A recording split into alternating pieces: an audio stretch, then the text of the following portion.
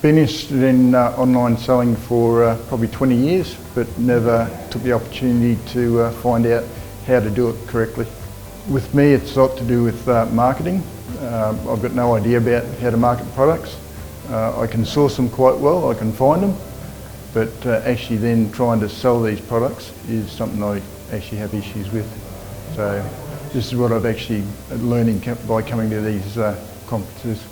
How others actually go about finding products that actually sell, and where to look to actually find the products that are likely to be big money winners. Absolutely. I've done a lot of different seminars over the years. Alex and Peter's conferences are number one.